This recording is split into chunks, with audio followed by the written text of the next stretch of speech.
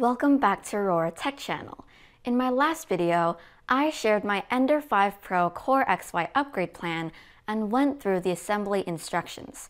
Since I used another top frame to build and design this prototype, when I moved all the parts to the Ender-5 Pro, I realized that a few things may be different. So I updated the 3D drawings and the STL files. First, the X and Y stepper motors from the Ender-5 Pro are not the same. The Y-axis is using a 40mm NEMA 17 with a dual shaft, and the X-axis is using a 34mm NEMA 17. In this case, I will spend another $16 to get another two stepper motors. They are both NEMA 17 40mm with single shafts. Second, I made two mounts to relocate the X and Y limit switches. As it has been changed to CoreXY and linear rails, the position is slightly different from the original setup. If I keep the stock limit switch mounts, the homing position will be off. It probes to the top right of the center instead of the center. Normally, if the offset is within 20mm, we can use the LCD screen to set the home offset, but it's more than 20mm, so we need to relocate the X and Y limit switches. Third, since the main purpose of this upgrade is to print faster, I don't want to add more weight to the X carriage. So instead of adding the extruder and stepper motor on top of the hot end to make it a direct drive, I will just keep the Bowden setup. I have also redesigned the X carriage front plate. Fourth, the four-corner block has been slightly adjusted, as I want the screw to connect to the 20x40 extrusion of the Ender-5 Pro frame to make it more sturdy.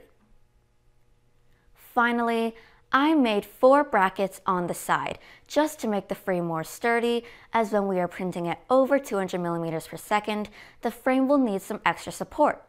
You can reuse the screws and T-nuts from the Ender-5 existing motion system. The firmware part is actually quite simple. We just need to edit a few lines. If you are not familiar with the firmware and configuration, you can watch my previous videos to know more how to configure Marlin for the Ender-5. We will base it on the existing working Marlin firmware for your Ender-5 and just do the modification required to make it work as a CoreXY. If you have the Visual Studio Code and Platform I/O extension ready, open configuration.h and search for Define CoreXY. We need to enable this line. Then we want to adjust the acceleration of the firmware.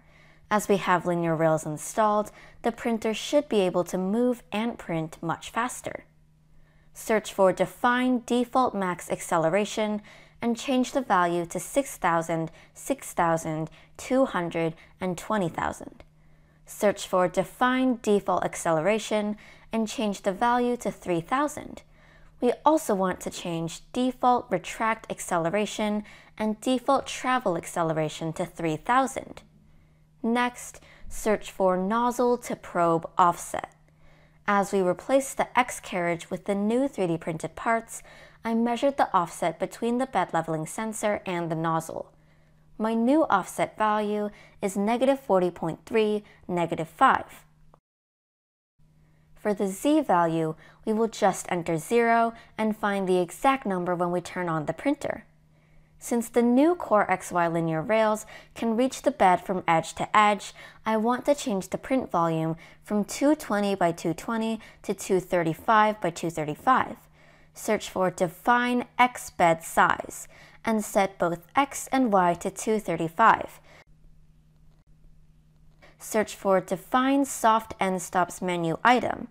As we will readjust the Z offset, we can also enable the feature so we can choose to enable or disable the soft limit of the printer, so we can move the Z axis to below 0. That's it for configuration.h. Next, we will open configuration.adv.h. Search for Define Quick Home, and we need to comment out this line. For CoreXY, we want to do the X-axis homing first, and then the Y-axis. We don't want them to move together, or there is a chance that the carriage will miss the Y limit switch and crash. Okay, we can now compile the firmware. Select the Platform I/O Alien head, and the environment we should use is STM32F103RET6 Creality, and click Build. After a while, you will see the success message. Go to the Marlin firmware folder, copy the latest firmware.bin file to the root of the SD card, and turn on the printer. I will then do some simple tests like auto home, bed leveling, and setting the new Z offset. I have shown the details of all these basic steps in my previous videos of the Ender-5 and many other printers, so I won't go through the details again. As everything seems fine, we will start with a simple test cube and see how it works. As you can see, something is definitely not right. I will let it finish and see the end result, so we can figure out what the problem is. The X, Y, Z, and all the flat surfaces are not looking good. I think there are some X and Y axis movement issues. I will adjust the tension of the belts and see if it works better, since the belts were cut equally from a 5-meter belt. In this case, I will just adjust it to make the ends of the belt as close as possible. I will try to print a simple disc and see if it works. It seems like it's a little better, but the circle is still not round. When you look at the line on the left side of the print bed, they should stay close and stick to each other, but it has a gap of a few millimeters between them. The situation is actually similar to the test cube. The belts are not moving as they are supposed to, and since I already checked the belt tension, that means the issue was not caused by the belt tension. Next, I will check the stepper motor. Before I did a more complicated test to calibrate the steps, I actually found the cause of the problem, and it was a very beginner mistake. When we swapped out the stock stepper motors for the 2 new ones, the screw on the shaft was not tightened, which caused the wheel to slip and not turn as we expected it to. This resulted in one belt, which also did not move as we expected. Okay, I will now print another test cube. If the cause of the problem was found and fixed, it should work. This time it printed as I expected it to. I did another one printed with the old stock setup, and they look identical. All the X, Y, and Z surfaces are perfect. Since both of them are printed at the default speed, which is 50 millimeters per second, I will speed it up to 500% of the speed, which is around 250 millimeters per second. But the 3000 acceleration will never reach 250 millimeters per second when you print a small object like this. In order to find out what the actual speed is, we can use an acceleration calculator from Prusa to find out. I've put the link under the description. We can input our acceleration, distance, and desired speed. In our case, the acceleration should be 3000. The distance of the longest side of the object is 20 millimeters, and the desired speed is 250. We accelerate from 0 millimeters per second to a little less than 250 millimeters per second, and we need 10 millimeters, which is half the length of the test cube. Then, we need to decelerate to stop at the end. The graphic told us we will never reach 250 millimeters per second with 3000 acceleration to print a small cube. If I change the desired speed to 125 millimeters per second, you can see a blue line. You can expect that 75% of the time, we can print at 125 or higher, so we can assume that the speed of the current print is around 125 millimeters per second. Okay, here's the result. You can compare the cube at 50 millimeters per second using the stock motion system, the same speed using CoreXY linear rails, and finally, the high speed 125 millimeters per second using CoreXY linear rails. The higher speed printed cube is not as nice as the normal speed ones, but I think the result is still pretty good. Next, I will try to print something larger. I will print a box with a 100 millimeter length and see if we can reach 250 millimeters per second. According to the calculator, we should be able to print at 250 millimeters per second or faster during 80% of the print time. So let's see how it works. The hot end is almost reaching its limit. As you can see, the filament is still extruding well, but the surface is not as smooth as it should be. The jerk settings also need to be adjusted, as all these 90-degree corners are not looking nice, but the surface of all sides are okay. I will print another one to push it as hard as it can go. Let's try 300 millimeters per second and see how it works.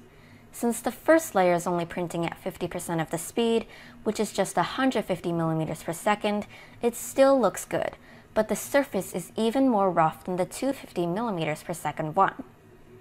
When it starts the second layer, the speed will jump up to 300 millimeters per second, and the hot end is not able to melt the filament fast enough. We have experienced some under-extrusion, even though I already set the nozzle temperature to the maximum 260 degrees. You can hear the nozzle scratching on the print as the lines are very uneven. The second layer at 300 millimeters per second is even worse than the first layer. The under-extrusion is more obvious when it prints the walls, so I slowed it down to around 270 and let the print finish.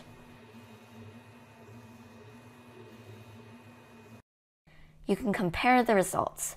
At 250 millimeters per second, it is still acceptable. I would say it's actually not too bad. It could be improved even further if we adjusted the jerk settings. I think the limit of this setup is around 270 millimeters, as the hot end is still able to match with the speed. I will print another benchy at 250 millimeters per second and see how it looks.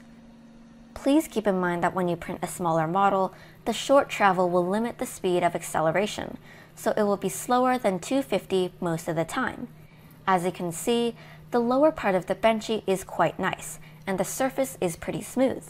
When it keeps printing, we can see some cooling issues in this area. It looks better at the top as the printing area becomes smaller. There is no room for acceleration, so the print speed will be slowed down. Here is the result. A normal 3D benchy will take around an hour and 50 minutes, but this benchy only took 42 minutes. You can see that the benchy printing at 250 is still nice, but it just can't compare to the 50 millimeters per second benchy. In conclusion, I would consider this CoreXY linear rail upgrade to be successful. When it prints at the same normal speed, it prints as well as the stock Ender-5 Pro, but if you want to print some functional parts or do some fast prototyping which don't require a perfect finish, it can print at a really quick speed of between 150 to 250 millimeters per second with an acceptable result. Moreover, this upgrade cost me just around $120, plus some M3 and M5 screws and spacers and washers. So I am quite happy with this upgrade. That's it for this video. If you like this video, please hit the like and subscribe button. My brother and I make a new video every weekend, so check out my channel on Mondays and you'll see something new. See you next week.